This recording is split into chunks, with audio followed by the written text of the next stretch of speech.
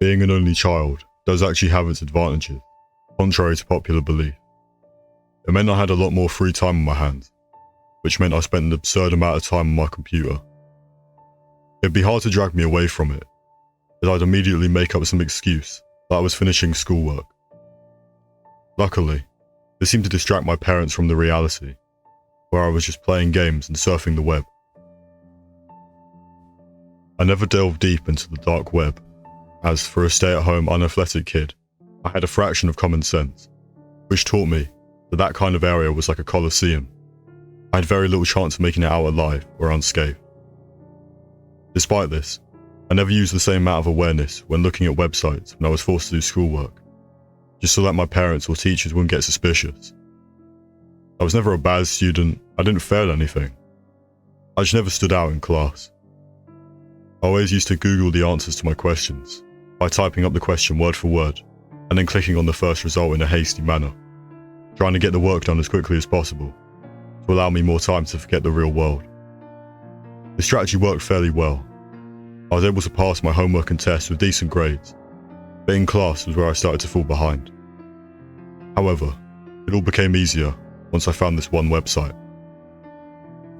It was designed to look very studious and professional.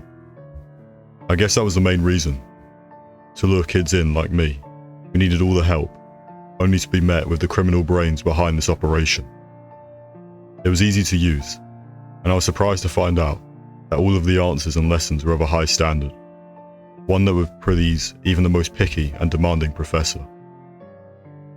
I used this website for a week, and my grades started to go up, as the teachers started to stop pestering me for answers every lesson. Until, one day, the truth behind this enticing website was horrifically revealed. I navigated my way through the options to try and exploit this goldmine of knowledge even further. And I came across this one button, which read, "Do you want to drastically improve your results? Try a 100-question test." It was written with the same style and care as the rest of the website, and I thought it may help me improve in every aspect in school, to further my knowledge. Upon clicking it, I was taken to a page which was completely white, no text or anything. I thought it must just be loading, but then in a flash, the screen changed and asked me to input a username, password, and a few other details. I was very confused, as it never asked me this before, and there was never even an option available on the page. I didn't really think clearly, nor did I know what to put. I tried to return to the previous page, but wasn't able to. I started to get a bit suspicious, and tried to think of a way to escape this. But then, of course, my PC completely blue screened. I thought it must have crashed trying to load in all this new information, so I restarted it to try and resolve the problem.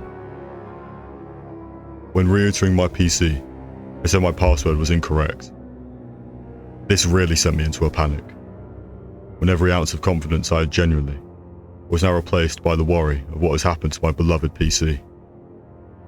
Without my PC, I had nothing. Just some pointless academics I'd only accumulated to try and please my teachers. I frantically entered in every password I could think of, which could have entered me into my computer. But I was abruptly interrupted by a poor quality, static covered screen, of which a man was present.